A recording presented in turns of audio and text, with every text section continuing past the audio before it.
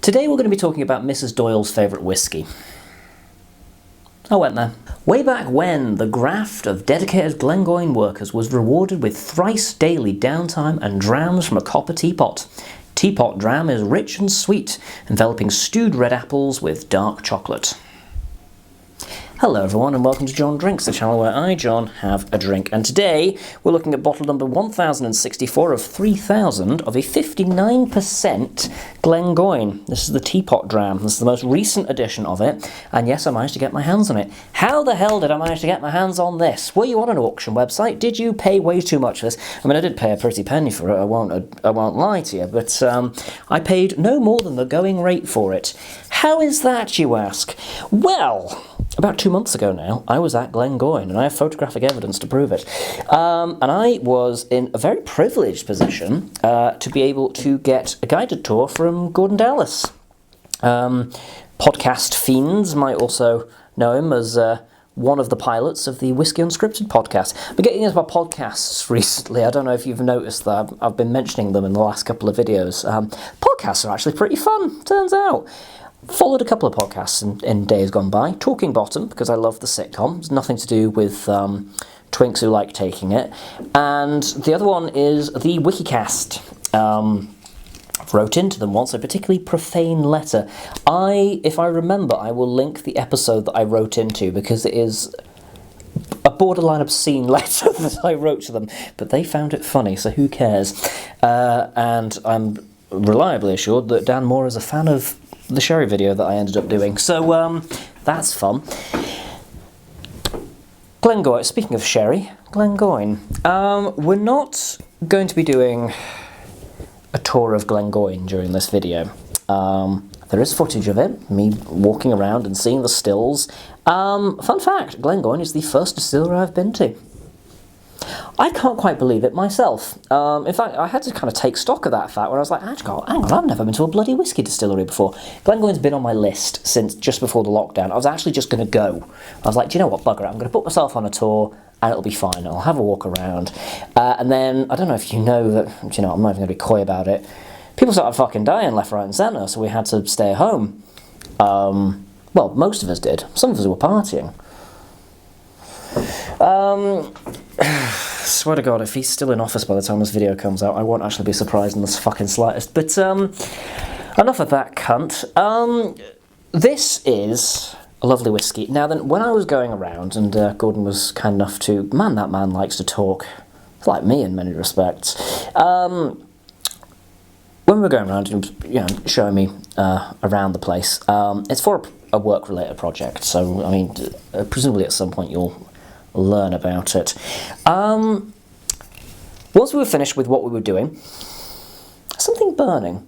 So once we were finished with our business there, I decided to take a little visit to the gift shop, and I had a particular bottle in mind. They do a distillery exclusive, as most distilleries do, where they do something that you can only get at the distillery, hence the name Distillery Exclusive. You with me so far? Good, because it's about to get fucking complicated. It's not. So Glengoyne, well known for their using sherry as part, or indeed in some cases all, of the maturation for their whiskies. Now then, the one that they had on for their distillery exclusive at the time was all bourbon, which, I mean, was very unusual. Very unusual indeed. Unfortunately, it was about £150 a bottle. I was like, I just can't justify it. It's just out of my... It's that's steep. I get it. It's not massively remote, but it's a little out of the way. You're there. Do you want it or don't you? You're probably going to be more willing to part with the money for it. As it turns out, I probably would have done it if this hadn't also been available. And I was like, I'm going to walk out of here with something. And it isn't going to be the 12-year-old. And it's not going to be the Lang's Banana Rum either. Although, actually, I do quite fancy doing that. I do have a banana rum, actually, on the shelf. It's the Dead Man's Fingers. If you would like me to cover that at some point, let me know down in the comments. I like bananas, I like rum. I've got some banana milk in the fridge just now, if you're interested. I don't know why you would be, but I do. My kidneys hurt. So, let's do a 59% whiskey. I've not even poured this yet. Too busy talking. Just as a quick one as well, Glengoyne redesigned recently, like the last year or so. I like it. I like the old design, I like the new design. So there we go, I am of no opinion. I actually also got to try the Chapters 3 recently. Gordon was back in town at the counting house. We needed to do a pickup shot with him because there was something we forgot to do when we were at the distillery. Still don't know how the fuck we're going to clip that in. We probably should use a green screen. No, that would have looked terrible. And he brought the Chapters 3 along and we got to try it, and it's fucking lovely. A few people found it a bit too strong, but I thought it was absolutely delightful. Now then, I've been getting through this. As you can see. Also, unusual that I'm doing a bottle, isn't it? Don't get to see that very often anymore, do we? Normally it's samples. 2 bottles in a row. My God, what's going on? This was... I don't want to think about it, to be honest. About £110? Steep. It's steep. It's expensive. It is very expensive. It's cask strength. And it's limited edition. People have been loving it, so obviously there's demand for it. So, you know, you can bring it up a little bit. I'm not an idiot, I'm well aware. But it's also a nice whiskey. Would I get another bottling? I don't know. I don't know. Does it do the job as well or better than other sherry bombs? I don't know. I don't know. But as a Glengoyne, it's a lovely expression. Anyone who's been on this channel for a minute will know I'm quite a fan of Glengoyne as a general... well, I mean, I must be. I've wanted to visit them for quite some time. Adorable distillery, by the way. Cute AF. We're going to be doing a few more Glengoyne videos in the next wee while. Partly because I've got a couple more samples, which they graciously gave me as part of the filming that we were doing. And I got another one at auction. It's an often talked about expression, and that's all we'll say for the time being. Mahaha. Leave your guesses down below. One of you is bound to be right. I will quickly say now, it's not a Speyside. Yeah, it's that other channel. I said the thing. I said the thing. It's hot on the nose. It's spicy and it's angry. Which is understandable. It is a 60% liquid at the end of the... Sorry, 59. It's holding back. Sometimes cask strength whiskies can be a little bit closed off because their strength kind of holding everything in the same way that a high pressure system keeps the rain away. That's not exactly right, but it's the best I could do under pressure, okay? Leave me alone. It's a lovely colour. Oloroso matured. It doesn't go into, you know, whether it's all sherried or whether it's not. I mean, back in the day, the story behind this was it would be a single cask of young, dumb and full of cum whiskey. And that's not quite what they do anymore, but it's along the same lines. You know, it's young whiskey that's very expensive. Yeah, so fuck it. Let's orange marmalade, plums, bit of dark chocolate. It's quite, like I said, it's quite tight. It's not giving much away. A little bit of like week-old coffee beans in there as well, like quite a tired coffee aroma. It's a little biscuity, but it's going to open up when we add a bit of water to it. So I'm not going to go too much into the aroma, but I am going to quickly just shock my palate by necking a bit of 59% whiskey, so do excuse me while I do that.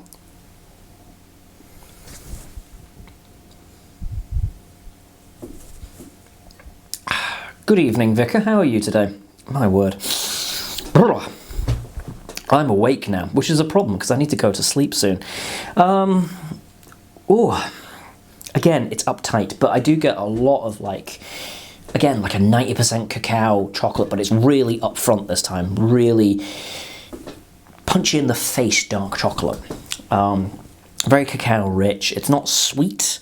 There is an element of like a molasses bitterness to it as well.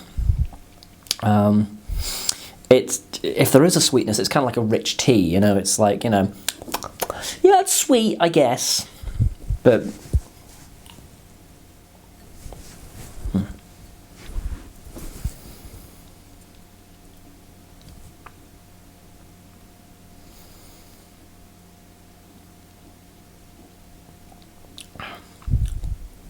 Ooh. Ooh, it's a tingler, that one. Apparently I'm out of practice. Oh, she hot. She is spicy. Cayenne, I want to say. There's a fair bit of heat. There's ginger, there's red apple, dark chocolate. Plenty, plenty, plenty of dark chocolate.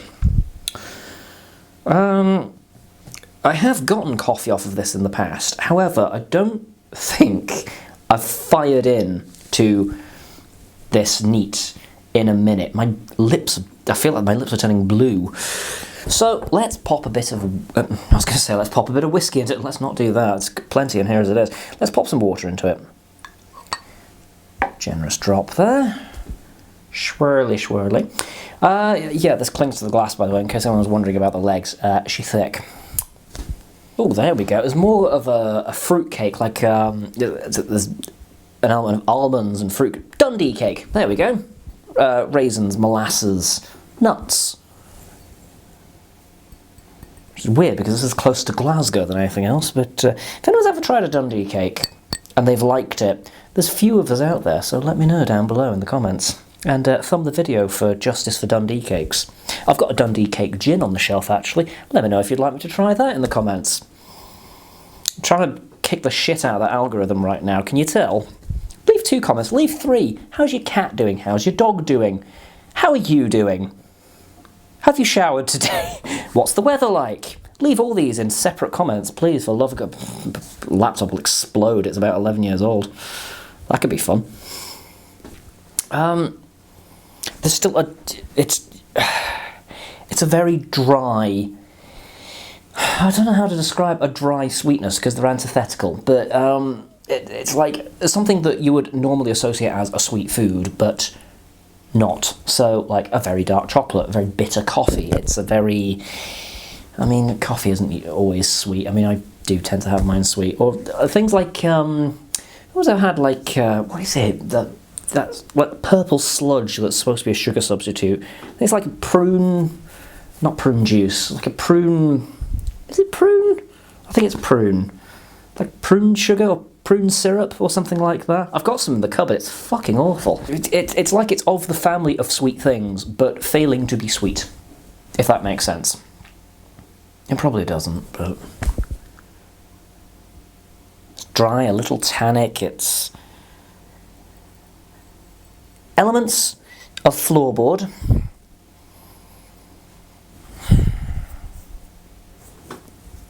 Little plummy. Ode to Dundee cake. Let's have another go now that we've had a bit of water in it. We can always add. We cannot take away. Oh, there we go. Yeah, there it is. It was holding back. This does need a bit of water to wake it up, or a long time.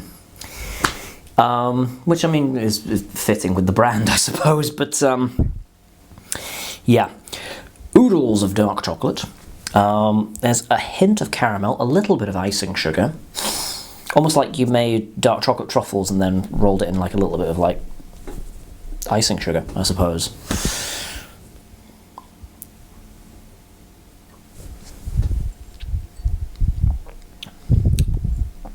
There's pistachio, walnut. It's nutty. No peanut.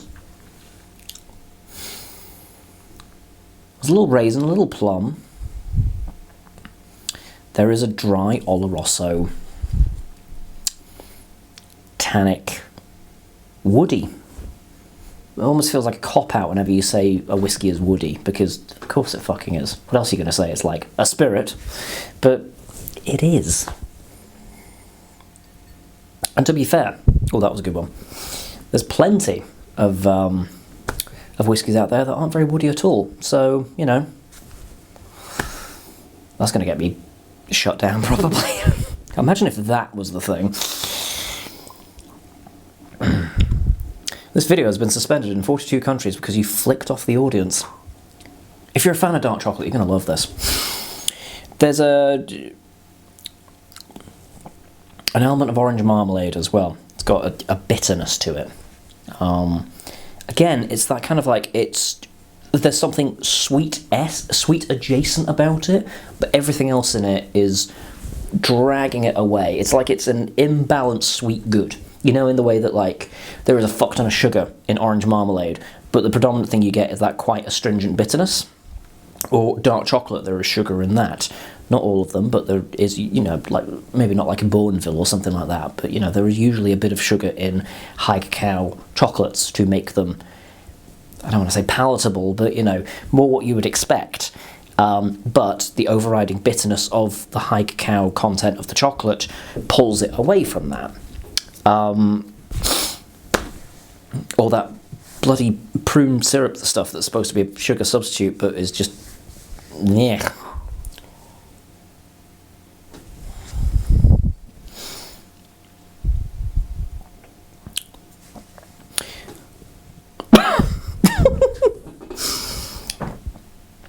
It is a rich, spirituous, quite heavy, thinking whiskey. It's delightful, it's lovely. Is it the best sherry bomb I've ever had? No. No, it's not. Is it a lovely sherry bomb? Yes, absolutely. I've been thoroughly enjoying this. It is one that you do need to take your time with, which suits me just fine, to be fair. If there's a whiskey of this strength that you can batter your way through, spaghetti-o, move over Buckfast. Don't move over Buckfast. You could get... How many bottles of Buckfast could you get for this? A fair few. Probably enough to kill you, to be fair, so that's a cheery thought to end on, I suppose. Comment down below, do you like geese? I like geese. I want to eat one of the fuckers at some point. Thumb this video if you enjoyed it. Let me know as well, have you tried any of the teapot drams? There we go. Do you want to eat a goose? Let me know as well. I've done thumbing. That sounds rude. If you want to support the channel, and you want your name in the video at some point, I don't know where I'm going to stick it this week, where hey, then join as a channel member, or support me on Patreon. You don't have to, but you do get some perks, so, you know, it's nice. But for now though, thank you very much for watching, and do join me next time, where I'll be drinking something else.